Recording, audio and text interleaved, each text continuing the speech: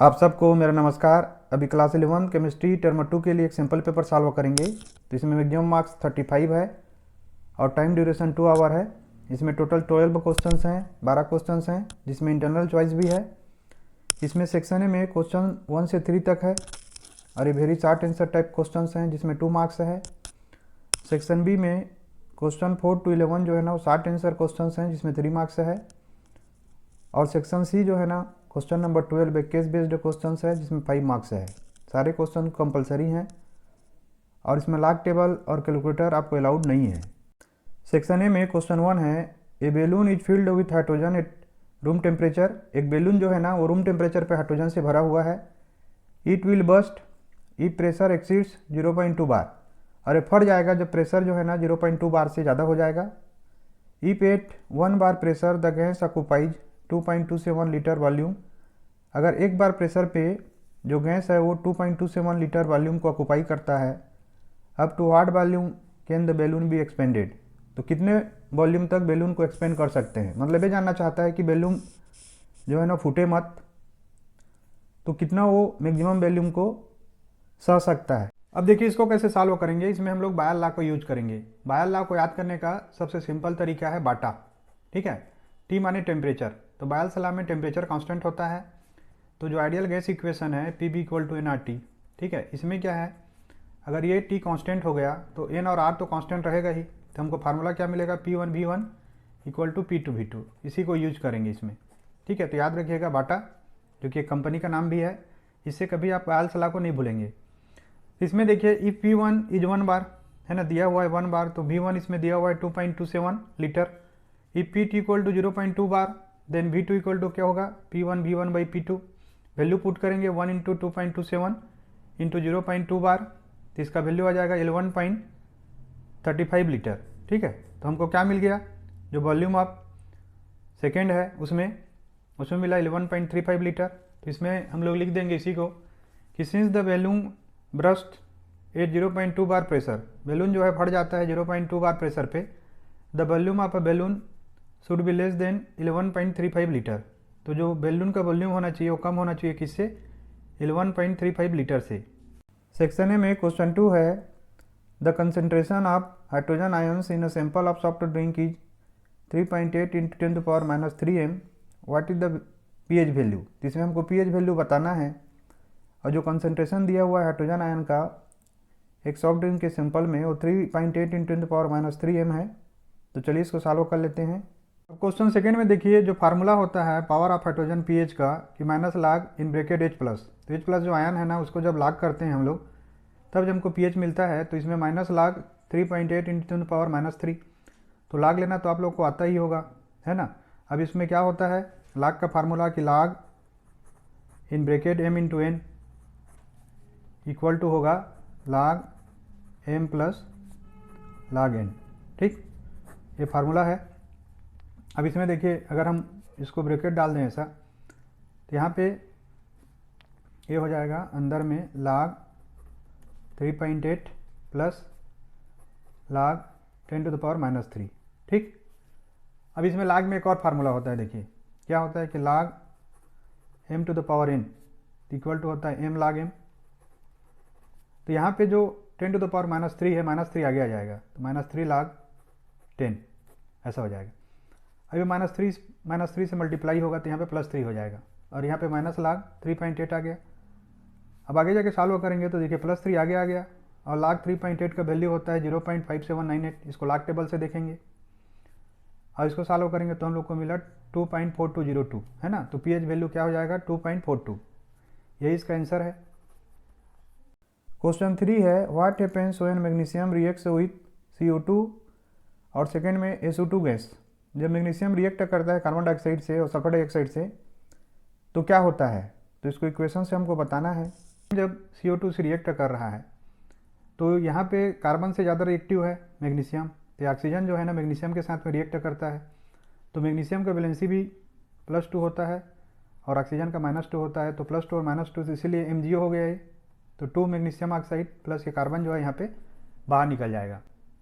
अब इसी के सेकेंड में देखिए जब मैग्नीशियम ऑक्साइड रिएक्ट करता है SO2 से तो कैसे होगा। तो यहाँ पे देखिए फिर से वही चीज़ है कि जो SO2 है वो मैग्नीशियम के साथ में रिएक्ट करेगा, तो यहाँ पे मैग्नीशियम ऑक्साइड फॉर्म हो रहा है। और 1/8 मैंने यहाँ पे हम लोग एस नहीं लिख सकते क्योंकि यहाँ पे एसिड रहता है, तो 1/8 एस का हमको मिलेगा। और कब होता है दोनों रिएक्शन? जब इसको हम लोग गर्म करते हैं। तो सेक्शन बी में क्वेश्चन नंबर 4 है, calculate the volume of water required to dissolve 0.1 gram lead chloride to get a saturated solution. तो देखिए इसमें हम लोगों को वॉल्यूम कैलकुलेट करना है, वाटर कितना ज़रूरत होगा जब हम 0.1 ग्राम लेड को, जिसका वैलेंसी 2 है, उसको डिजॉल्व करेंगे लेड क्लोराइड को, ताकि एक सैचुरेटेड सॉल्यूशन हमको मिले।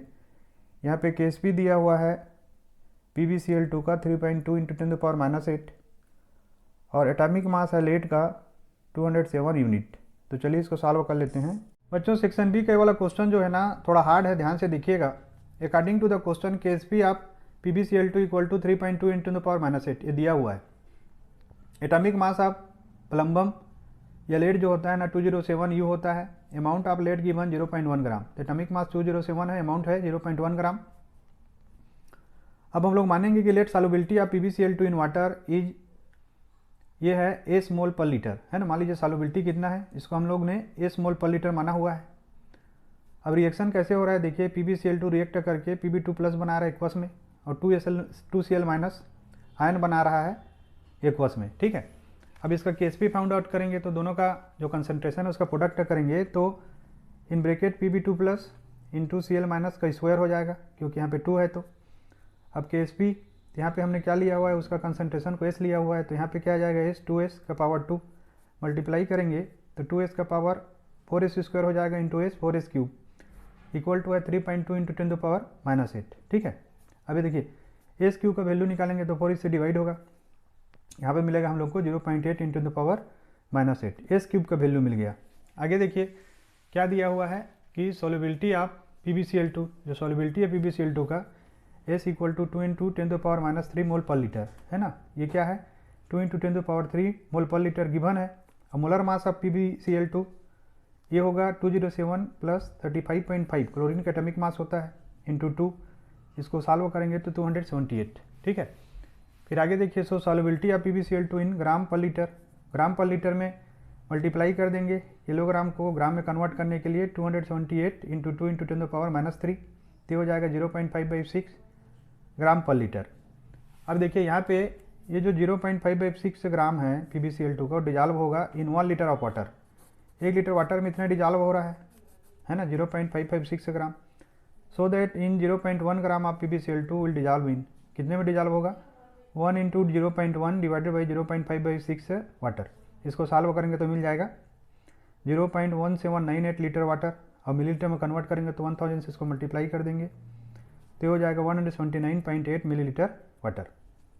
क्वेश्चन 4 का आर है, calculate the pH of the solution in which 0.2 mole NH4Cl and 0.1 mole NH3 are present. तो इसमें हमको कैलकुलेट करना है सेम जो पहले टाइप का क्वेश्चन है pH से रिलेटेड, एक ऐसा सॉल्यूशन जिसमें 0.2 मोल NH4Cl है और 0.1 मोल अमोनिया है। The pKb of ammonia solution is 4.75 और pKb अमोनिया का दिया हुआ है 4.75। तो बच्चों ये क्वेश्चन आप लोग वीडियो को पॉज करके सॉल्व करिए, चेक करिए अपने प्रिपरेशन को, आपके लिए छोड़ रहा हूँ मैं। क्वेश्चन 5 है, pressure versus volume graph for a real gas and an ideal gas are shown in figure. इसमें देखिए ग्राफ में दिया हुआ है प्रेशर आइडियल गैस का क्या होता है और रियल गैस का क्या होता है वॉल्यूम के रिस्पेक्ट में। Answer the following question on the basis of this graph. तो इस ग्राफ को देखते हुए हम लोगों को 2 क्वेश्चन के आंसर यहाँ पे करना है। पहला है interpret the behaviour of real gas with respect to an ideal gas at low pressure. हमको बिहेवियर बताना है रियल गैस का आइडियल गैस के रिस्पेक्ट में लो प्रेशर पे, ठीक है, जब प्रेशर कम है उस पर। अब देखिए यहाँ पे प्रेशर कम होगा ना नीचे में, तो यहाँ पे बताना है इसको।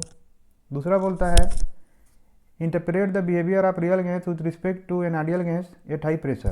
तो इसको फिर हाई प्रेशर पे मतलब ऊपर में बताना है। तो यहाँ पे साफ दिख रहा है लो प्रेशर पे दोनों सेम बिहेव कर रहे हैं, और हाई प्रेशर पे जो वॉल्यूम है रियल गैस का ज़्यादा होता है आइडियल गैस के कंपेरिजन में।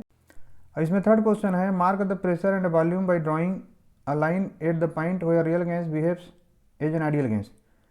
तो इसमें हम लोगों को मार्क करना है प्रेशर और वॉल्यूम को एक लाइन ड्रा करते हुए जहाँ पे जो रियल गैस है वो बिहेव करता है आइडियल गैस की तरह।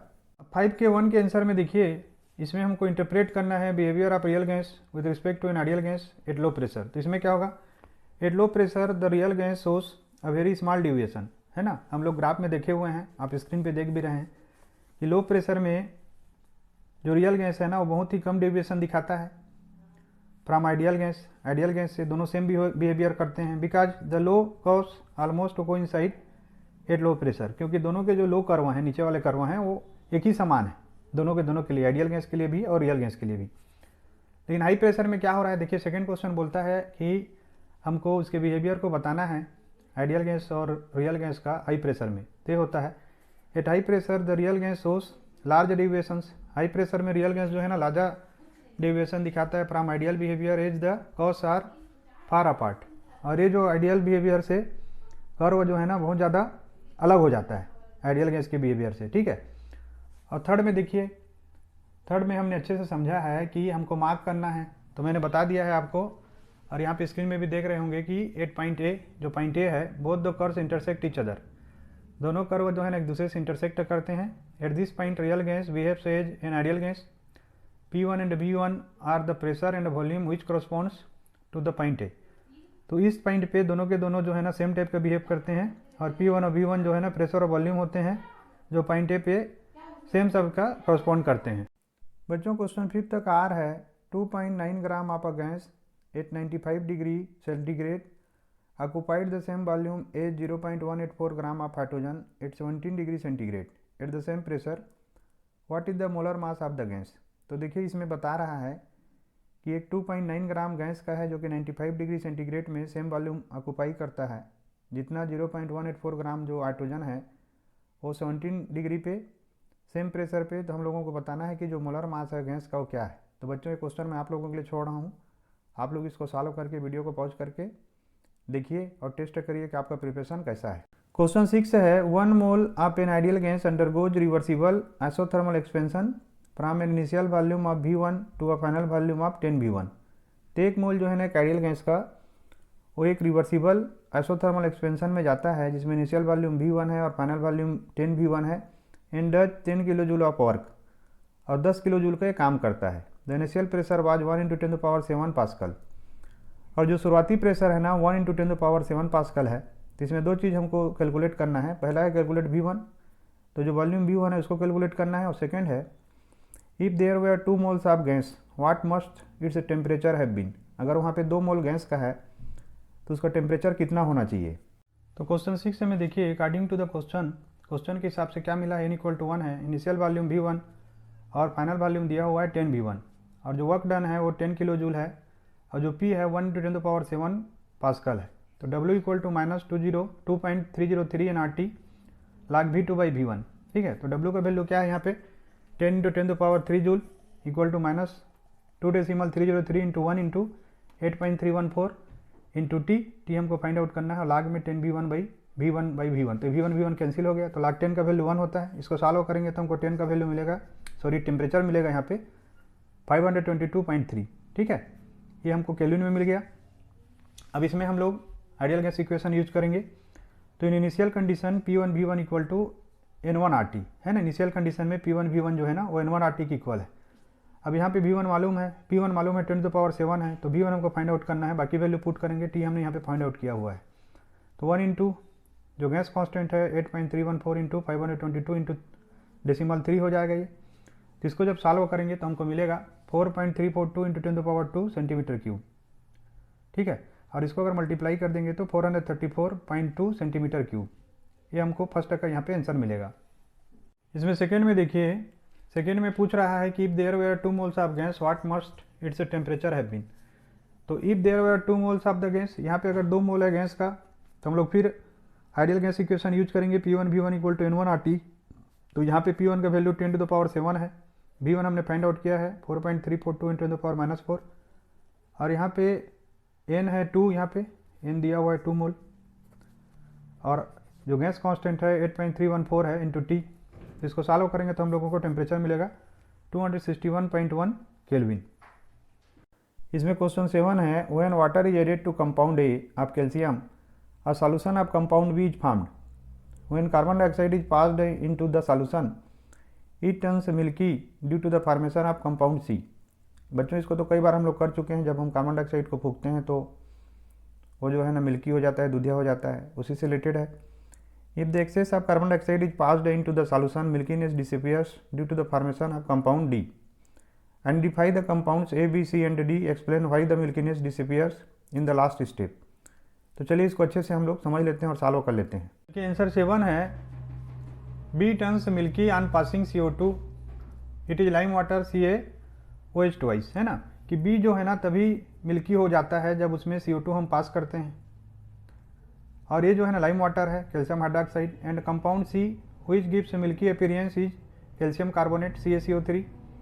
On passing excess of CO2 milkiness disappears, जब अब ज़रूरत से ज़्यादा CO2 पास करते हैं तो मिल्कीनेस खत्म हो जाता है, due to the formation of compound D, क्योंकि उसमें कंपाउंड डी फार्म हो जाता है, that is CaHCO3 twice. Compound A reacts with the water and gives B, compound A जो है ना बी के साथ रिएक्ट करके, बी वाटर के साथ रिएक्ट करके यहाँ पे बी दे रहा है, ये है कैल्शियम ऑक्साइड, है ना। The reactions are as follows, इसमें जो रिएक्शन है ऐसे हैं, COA एल्केलाइन है, H2O के साथ रिएक्ट करके कैल्शियम हाइड्रोक्साइड बना रहा है जो कि लाइम वाटर है, और कैल्शियम हाइड्रोक्साइड जब कार्बन डाइऑक्साइड के साथ रिएक्ट करता है तो कैल्शियम कार्बोनेट बना ले रहा है, और यही जो है ना दूधिया होता है और वाटर आ रहा है। जब कैल्शियम हाइड्रोक्साइड रिएक्ट करता है कार्बन डाइऑक्साइड और वाटर से तो CaHCO3 ट्वाइस बना रहा है ना, ये कैल्शियम बाइकार्बोनेट है, और D soluble in water, hence milkiness disappeared, और डी जो है ना सॉल्युबल है वाटर में, इसीलिए मिल्कीनेस जो है ना इसमें खत्म हो जाता है। क्वेश्चन 8 है, give the relationship between del U and del H for gases. तो इसमें हमको डेल यू और डेल एच जो गैसों के लिए होता है उसमें एक रिलेशनशिप हमको बताना है। क्वेश्चन 9 है, 3 pairs of compounds are given below, 3 pair हैं कंपाउंड्स के, वो दिए गए हैं। Identify that compound in each of the pairs which have group 13 element in a more stable oxidation state.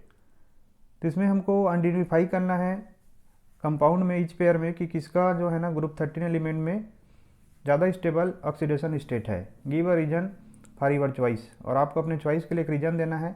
State the nature of the bonding also, और यहाँ पे जो नेचर ऑफ बॉन्डिंग है ना उसको भी बताना है। जैसे इसमें ये है TlCl3 TlCl, B है AlCl3 AlCl, और C है InCl3 और InCl। तो चलिए इसको सॉल्व कर लेते हैं। अब आंसर ए में let VA be the total volume of gaseous reactants, है ना। तो VA क्या है, टोटल वॉल्यूम है गैसियस रिएक्टेंट्स के, B be the total volume of gaseous product. तो जो रिएक्टेंट्स हैं, मान लीजिए A + B मिलके ये C बना रहे हैं, तो रिएक्टेंट्स हैं जिसका टोटल वॉल्यूम जो है ना वो VA है, और जो C है वो गैसियस प्रोडक्ट का टोटल वॉल्यूम है VB। Let Na be the number of moles of the reactant, और Na जो है ना नंबर ऑफ मोल्स है रिएक्टेंट का, और N be the number of moles of the product, और N बी जो है ना नंबर ऑफ मोल है प्रोडक्ट का। तो at constant pressure and temperature, constant pressure और टेम्परेचर पे PBA = NaRT और PBB = NBRT, ठीक है, दोनों को माइनस कर देंगे तो PBB - PBA = NB - NaRT।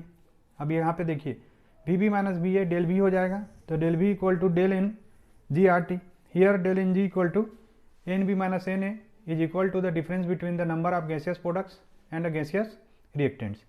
तो NB - Na क्या है, इक्वल है difference between the number of gaseous product के और गैसियस रिएक्टेंट्स के।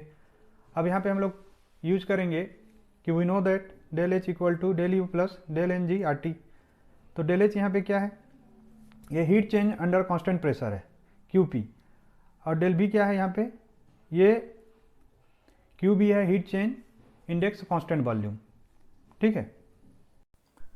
क्वेश्चन 9 है, 3 pairs of compounds are given below, 3 pair हैं कंपाउंड्स के, वो दिए गए हैं। Identify that compound in each of the pairs which have group 13 element in a more stable oxidation state.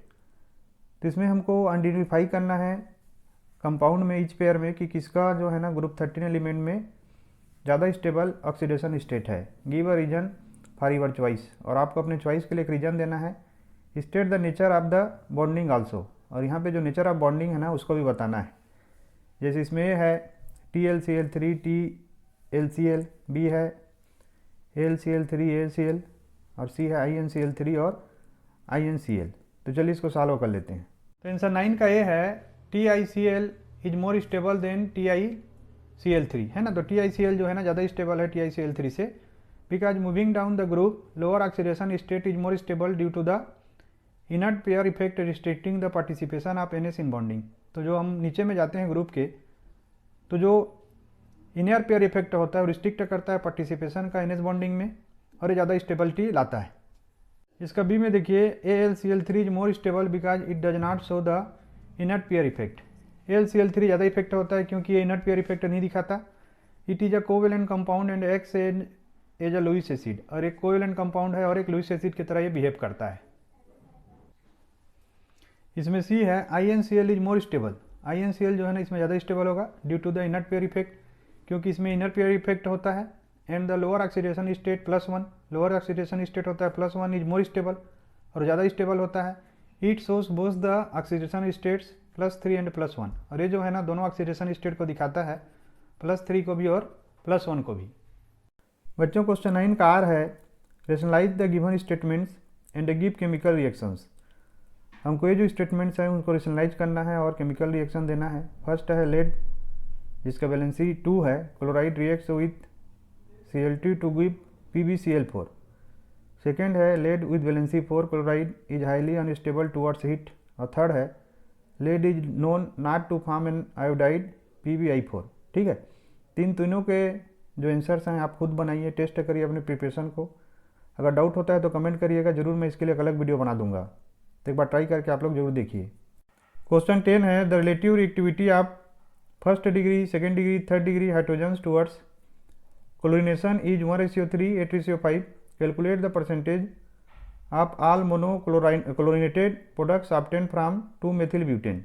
ठीक है, इसमें बताता है कि जो रिलेटिव रिएक्टिविटी है first degree, second degree, third degree hydrogens का क्लोरीनेशन के टुवर्ड्स में 1:3, 8:5 है। तो हमको कैलकुलेट करना है परसेंटेज को सभी जो मोनोक्लोरिनेटेड प्रोडक्ट्स हैं जो कि 2-मेथिल ब्यूटेन से ऑब्टेन होते हैं। तो चलिए इसको सॉल्व कर लेते हैं। अब आंसर 10 है the given organic compound is, जो गिवन ऑर्गेनिक कंपाउंड है वो है CH3 CH CH2 CH3। यहाँ पे देखिए प्राइमरी है, सेकेंडरी है, टर्सरी है, और यहाँ पे अटैच है एल्किल ग्रुप है ना, यहाँ पे भी अभी प्राइमरी है। अब दिस कंपाउंड है 9 प्राइमरी हाइड्रोजन आइटम, इसमें 9 प्राइमरी हाइड्रोजन आइटम है, 2 secondary hydrogen atom, 2 secondary hydrogen atom है, एंड 1 टर्सरी हाइड्रोजन आइटम और 1 टर्सरी हाइड्रोजन आइटम है। Now relative amount of monochlorinated product, जो relative amount of monochlorinated product होगा equal number of hydrogen into relative reactivity, और इसमें number of hydrogen को multiply करेंगे relative reactivity से। अब फॉर जो प्राइमरी मोनोक्लोरिनेटेड प्रोडक्ट है equal to 9 into 1 equal to 9 हो गया। सेकेंडरी के लिए देखिए मोनोक्लोरिनेटेड प्रोडक्ट के लिए 2 इंटू 3.8 इक्वल टू 7.6, और टर्सरी में monochlorinated product equal to 1 into 5 equal to 5। तो total amount of monochlorinated compound equal to compounds equal to 9 + 7.6 + 5 equal to 21.6। ठीक है, अब परसेंटेज निकालेंगे इसका। तो percentage of primary monochlorinated product equal to 9 into 100 divided by 21.6, ये हो जाएगा 41.67 के। फिर percentage of secondary monochlorinated product equal to 7.6 into 100 divided by 21.6 equal to 35.18। फिर percentage of tertiary monochlorinated product equal to 5 into 100 divided by 21.6 equal to 23.15। तो देखिए तीनों का वैल्यू को हमने यहाँ पे फाइंड आउट कर लिया। क्वेश्चन 11 में बच्चों account for the following. First है NH3 is stronger base then PH3, इसको हमको बताना है कि अमोनिया जो है ना वो PH3 से स्ट्रॉन्गर बेस है। सेकेंड है सल्फर है जो greater tendency for catenation than oxygen, और सल्फर का जो टेंडेंसी होता है कैटेनेशन के लिए ज़्यादा होता है ऑक्सीजन के कंपेरिजन में। और थर्ड है bond dissociation energy of F2 is less than that of Cl2, और जो बॉन्ड डिसोसिएशन एनर्जी F2 का वो कम है Cl2 के कंपेरिजन में। तो बच्चों ये क्वेश्चन आप जरूर करके देखिएगा, आपके लिए छोड़ रहा हूँ मैं इसका आर वाला क्वेश्चन बनाऊंगा। Explain the difference in properties of diamond and graphite based upon their structures. इसमें हम लोगों को डायमंड और ग्रेफाइट के जो प्रॉपर्टीज हैं उसके डिफरेंसेस को बताना है, उनके स्ट्रक्चर के ऊपर जो बेस होता है उसको लेके।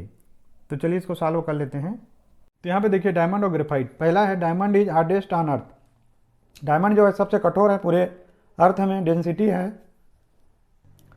3.59 पर मिलीलीटर है ना। Graphite is soft and silvery, density होता है इसका 2.39 पर मिलीलीटर। और सेकेंड में in diamond carbon is sp3 hybridise है ना, इसमें डायमंड में कार्बन जो है ना sp3 हाइब्रिडाइज होता है, और ग्रेफाइट में कार्बन जो है sp2 हाइब्रिडाइज होता है। In graphite carbon is sp2 hybridise. Third देखिए since all the electron in diamond are firmly held in carbon carbon 6 bonds there are no free electrons in diamond crystal, therefore diamond is best conductor of electricity। तो इसमें जो है ना चारों के चारों जो कार्बन के एटम होते हैं वो आपस में बंधे होते हैं और कोई फ्री इलेक्ट्रॉन नहीं होता, जबकि since only 3 electrons of each carbon are used in making hexagonal rings, है ना, इसमें हेक्सागोनल रिंग बनता है, उसमें 3 ही इलेक्ट्रॉन होते हैं। तो graphite 4th valence electron of free, जिसका चौथा इलेक्ट्रॉन होता है फ्री होता है। टू मूव दस graphite is a good conductor of electricity, जिस कारण ग्रेफाइट जो है ना वो गुड कंडक्टर ऑफ इलेक्ट्रिसिटी होता है। आगे देखिए थर्ड में, because of high refractive index diamond can reflect and refract the light. इसका हाई रिफ्रेक्टिव इंडेक्स होता है जिससे डायमंड जो है ना लाइट को रिफ्लेक्ट भी कर सकता है और रिफ्रेक्ट भी कर सकता है। Graphite is a black substance and a process of metallic lustre. Graphite जो है ना काला होता है और ये मेटलिक लस्टर को शो करता है। अब सेक्शन सी में देखिए केस बेस्ड है 12 number question, oxidation without cleavage of sigma bond takes place in alkenes, कि जो ऑक्सीडेशन होता है वो बिना क्लीवेज ऑफ सिग्मा बॉन्ड के होता है एल्किन्स में। देखिए यहाँ पे ये हो रहा है ना, O2 और Ag के मिलके Hd2O जब रिएक्ट कर रहे हैं तो यहाँ पे बन रहा है।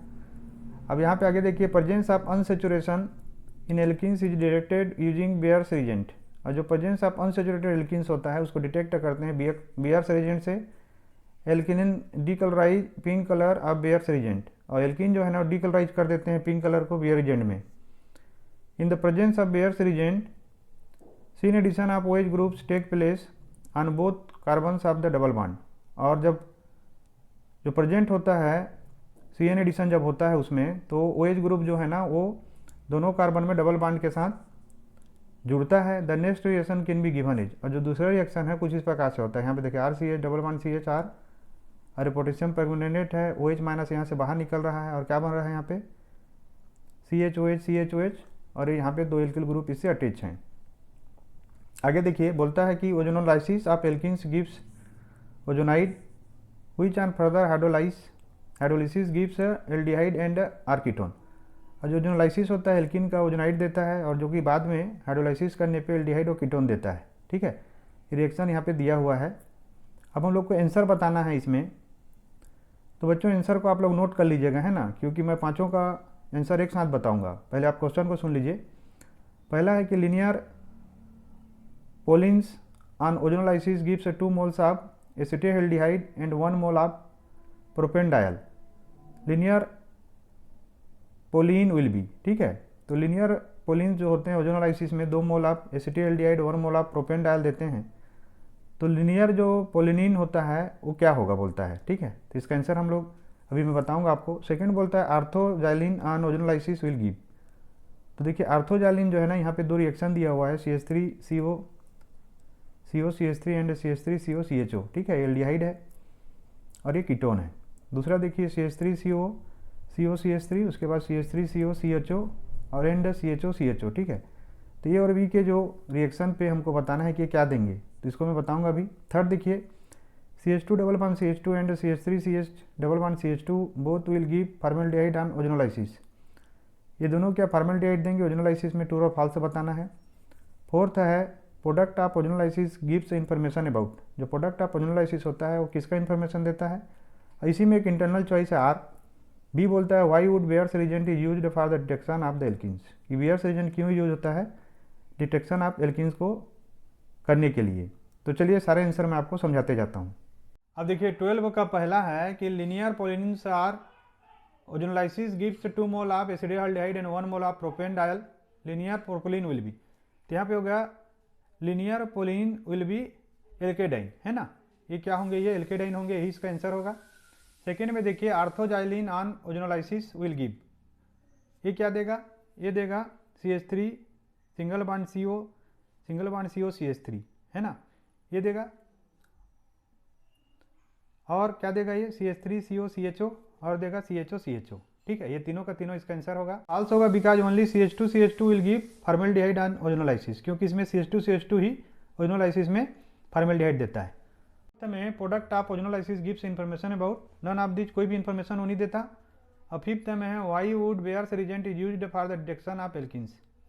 तो Baeyer's reagent detects the presence of unsaturation in alkenes hence it is used for the detection of the alkene, ठीक है, कि बेयर रिजेंट जो है ना वो अनसेचुरेशन को डिटेक्ट करता है एल्किन में, इसीलिए एल्कीन के डिटेक्शन को बताता है।